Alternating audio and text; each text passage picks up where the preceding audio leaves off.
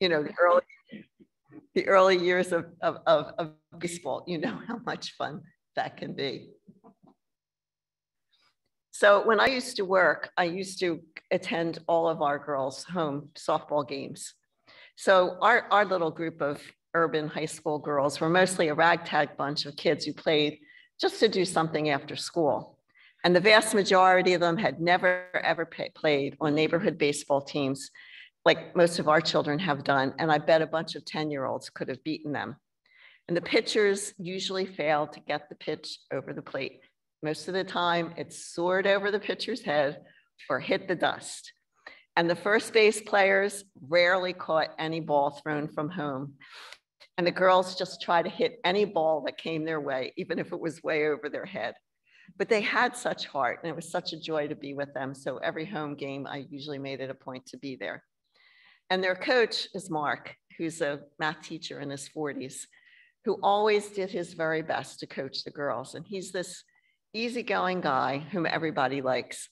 And he probably at this stage of the game, he's been at this school over 20 years. He could transfer to, you know, a bigger and better school and coach a winning team, but he stays at Roxborough where he barely has enough kids to play on a game, you know, play in any given game. And in all the years that I worked with him, I never saw him ever get upset with a student. And I never saw him get upset with an adult. And believe it or not, a lot of adults get upset with other adults. The kids are another story. You can deal with the kids. So Elite Central High girls varsity softball team, on the other hand, is a different matter. Their athletic teams and the fact that they have a school library where 99% of the schools in Philadelphia do not have a school library. And I'm going to repeat that just so people know. 99% of the public schools in Philadelphia do not have a school library. And this just exemplifies the vast differences between, you know, magnet and middle class schools and most urban schools. So the girls on Central, there's so many of them that they have to have tryouts, and they know what they're doing, and they don't need a coach to yell run when the catcher drops the ball. And they know when to hold up and when to hit, and they know the meaning of a dead ball. It's pretty fun. It's like watching T-ball if you've ever watched T-ball. So anyway, our team used to play the other big schools because we once, when I started there in 1999, we had 1,500 kids. But the schools in poorer areas like ours were just crushed absolutely by the middle class schools. So now they're grouped according to size so that the kids don't lose heart. So anyway, I was thinking of kiddie baseball teams, and then I was thinking of the Jesus team that played so poorly 2,000 years ago. And an aspiring coach like Jesus with big ideas maybe should have joined the winning team in Jerusalem with all the money, well, the money and the big backers in Rome. But perhaps Jesus knew instinctively that the big boys would never accept him. Or perhaps he knew deep down that the high price brand would figure that they didn't need his expertise. After all, he was this lowly artisan and not a member of the 1%.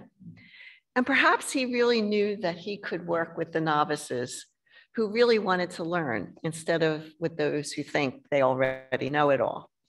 And so with his plan, he got disciples like Peter and Thomas and James and John, but he also got Mary Magdalene. And they all played on his team, even when some of them failed to show up at the most inopportune times and made the most egregious errors repeatedly. So in today's first reading, it seems that the Jesus team was well on its way to postseason play. And it seems amazing that last week they were just, you know, cowering in terror in the upper room. And now a week later, it seems like they're willing, you know, they're willing to die for Jesus. So how did that happen in seemingly such a short time? And did it really happen that way? In my experience, I don't think so. The journey to faith always looks so easy, as does the flawless performance of a skilled athlete. Olympic ice skaters or divers or gymnasts make their sport look so effortless, as if they woke up one day, the champion just ready for the gold medal. The endless practice, the frequent disappointments, the ever-present injuries, and the self-doubt sort of fades into the background as we contemplate the finished product who is standing up there on the podium. And we know that just dreaming and hoping and wishing and praying doesn't put an athlete on a podium, and it doesn't put a halo on those who are regarded as saints. So we really don't know how much time elapsed between the resurrection and the scenario in our first reading. It could have been years. It could have been decades. And it's always important to remember that the disciples were people just like us, with similar stories, similar hurts, similar mistakes, and endless journeys before they found themselves. We know from scripture that they were not the most heroic people. They weren't blessed Peter. They didn't go from being silly, vain, disbelieving, fearful, violent people to prospective saints in 1 week. Like if you remember the movie Quo Vadis on the road back in the day, some of us older folks remember that. It took time, and it took prayer, and it took introspection, a lot of it. And even when they became the Jesus team, they continued to fight and they continued to disagree. Scripture records these intergroup fights in the books of the New Testament. So the Acts of the Apostles, for instance, is filled with this infighting. And today's gospel records one of these fights. We know that Acts was written some 50 or more years after the death of Jesus, probably not in Jerusalem, which was by then destroyed by the Romans after the Jewish rebellion in 70 of the Common Era. The story we read today describes the way Luke, who is not somebody named Luke from scripture, but an anonymous gospel writer, and it describes how they were feeling when their fellow Jews refused to accept Jesus's death and resurrection as a part of their Jewish faith. While Luke's community, like those of Matthew, Mark, and John, and probably hundreds of others, had found solace in the words and deeds of Jesus, the vast majority of Jews were quite content to remain Jews and follow the law that they had written upon their hearts. And contrary to this popular opinion then and now, they were perfectly entitled to follow that path without any type of recrimination. Because Christianity did not fulfill the law, it was just another version. Like Acts, the book of Revelation in some odd way records another type of faith journey. Revelation is an apocalypse, which is the story of a seer who goes on a journey and returns with a message for the community. And few of us here have ever had that luxury, or I heard Maggie's she's going to a retreat with Cynthia Bourgeot, so the rest of us can eat our hearts out while she's there. Most of us engage in our own private journey with many of its distractions along the way. So we're a lot like Peter and Thomas and Mary and Martha. And because of this very human fact, it's sad to think that humans who try so hard to be good people get castigated for their errors. So John of Patmos, the author of Revelation, he had some wonderful, lovely thoughts. His vision of God as the woman in hard labor, crowned with the sun, with the moon at her feet, is my all-time very favorite description of God. And his description of the New Jerusalem rivals anything that we might read in our science fiction. However, John's vision is full of innies and outies and us and them. And he has no trouble subjecting unbelievers to the four horsemen of the apocalypse.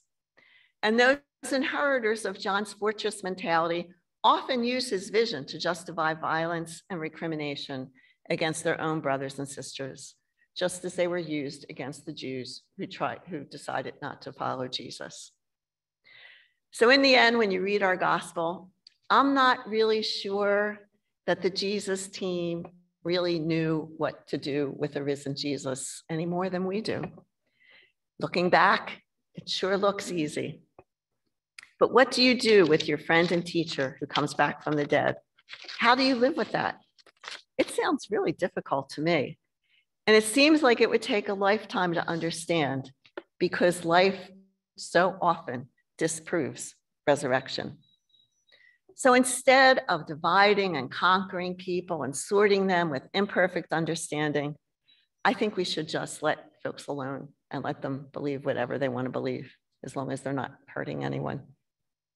So there are those, as we know, who will always try to rearrange us pilgrims into the A teams, the B teams, even the C teams, and for those of a certain age, F troop. There are those who would try to eliminate you for performing badly. There are those who would assign us to a league far away from the winners. There are those who would criticize us bitterly for our many errors, but not our God. The reading today from Revelation records a countless number of living creatures in both heaven and earth crying out and praising God with no exceptions or reservations. The worshipers had somehow completed their respective journeys, and they all rested together peacefully in the arms of the Lamb. And it's as if God has said to us, you can do it. You really can. You can finish the game even if you don't win. You can do your best even if you make a bunch of errors. And even if you lose, and I'm going to warn you, you're going to lose a lot, you're going to improve yourself enough to play another game. The important thing is to just keep on trying. And so, my sisters and brothers, let us continue to play that game with all of our handicaps and all of our disappointments, even when we're out of the league, because our coach expects us to pick ourselves up and learn from our mistakes. And our coach tells us there's no penalty box. There's no recording of errors. There are no hisses and boos. There is no dream team, and there are no professional players. It's just all of us together, a ragtag group of people working to keep the growing edge of God's love alive.